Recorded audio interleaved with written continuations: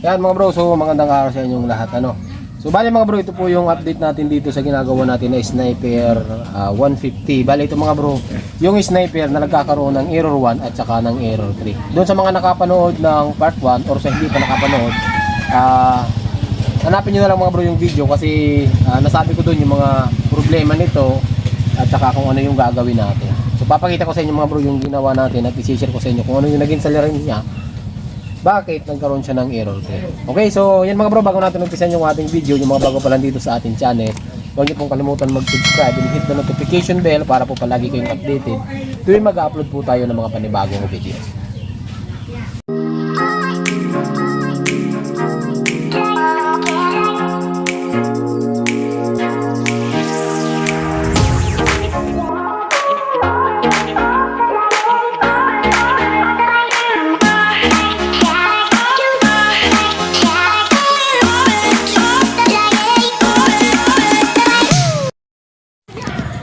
Ayan mga bro, so bali ito na po yung Sniper 150 na ginagawa natin. So hindi ko pa binalutan.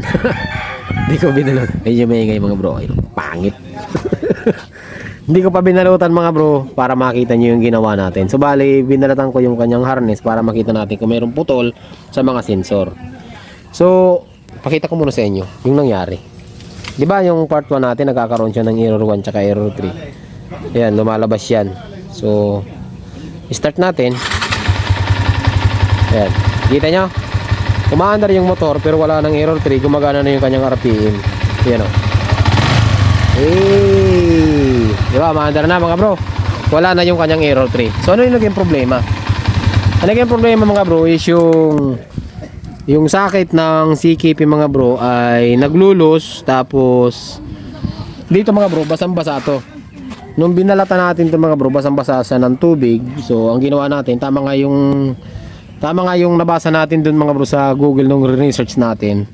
So bala, ang ginawa ko lang mga bro dito ay nilinisan ko lahat ng sakit. Linisan nyo yung sakit ng ECU natin. Linisan nyo yung dalawang terminal ng ignition coil. Ito nga hindi pa nalinisan natin yung negative, yung dalawa, yung body ground. Okay? Linisan nyo yan. Linisan nyo lahat. Basta lahat ng sakit, lalong-lalo na yung CKP natin, yung sakit dito sa fuel injection natin, meron dalawang wire yan dito sa fuel injection natin. Pati ito, yung sakit na ito mga bro, lilinisan nyo yan. Terminal ng battery, lilinisan nyo lahat. Tapos, i-double check nyo rin mga bro, yung positive at saka yung negative na supply. Lahat mga bro. Kasi minsan nangyayari dito mga bro sa harness natin. Kung nasaan yung prone yung pag nililiko nyo, dun siya bumibigay. Malimit yan mga bro sa Mio gear, sa Honda Beat minsan napuputulan siya Dito naman sa Sniper, nababasa siya ng tubig. Pag nabababad sa tubig mga bro, nagkakaroon siya ng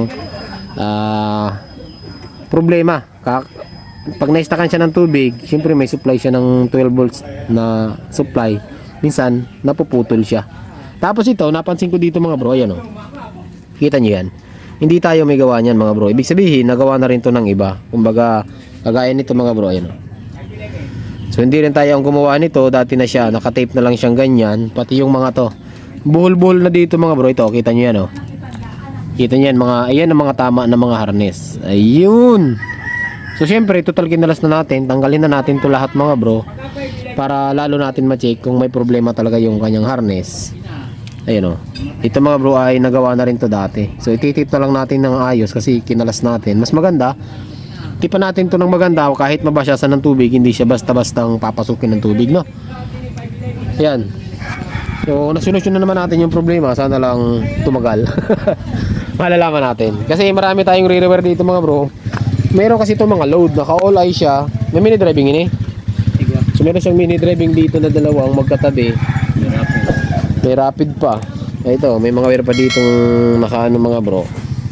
Ayan. So ito kaya na ito ni tropa. Siya yung gagawa nito mga bro. Siya magre-rewiring niyan. Nang ganyan. Mga ilang araw pa to dito mga bro kasi yung pagre-rewiring ay hindi po yan madali.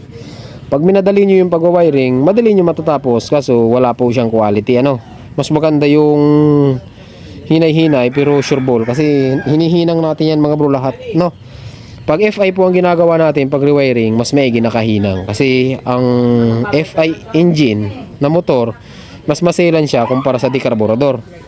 Okay? Mas masilan ang FI kumpara sa decarburador. Kaya mas maigi, nakahinang lagi. Kagaya nito. Ito mga bro. Ito Ito mga bro, hindi ko naman sinisiraan yung gumawa. Pero galing na rin kasi tayo dito sa mga ganito. So dapat kino-consider nyo yung sizes ng wire, yung tamang distansya ng wire. Okay? Meron kasi ako na wiring dati mga bro. Di ko na matanda kung anong motor, pero anong nangyari sa kanya, yung wire na ginamit, magdala-dalaw, ay alam ko na.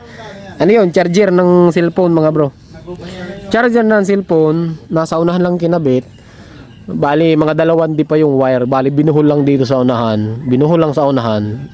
Ano lang, 1 dangkal lang kailangan yung wire. Pagka ganun mga bro, putulin nyo na lang. Kung 1 dangkal lang kailangan nyo, gawin yung 1 dangkal kalahati para may allowance. Ang yung nari dun sa motor na yun, 1, 2 di pa yung wire. Binuhol lang. So, nagkakaroon yan mga bro ng voltage drop Instead na yung voltahe or yung current na tatravel, kaunti lang, dumadaan pa siya sa napakahabang wire. Bumababa po ang natin yan. Kaya nga mayroon tayong mga sizes ng wire. Meron tayong mga amperahe. Pagka yung wire naman na ginamit yung mga bro, mataas yung wattage ng, kagaya nito. Ito usually ang mga MDL natin is 20 to 30 watts lang So 30 watts, okay, 30 watts, hindi kayo pwedeng gumamit dito na maliit na wire. Okay?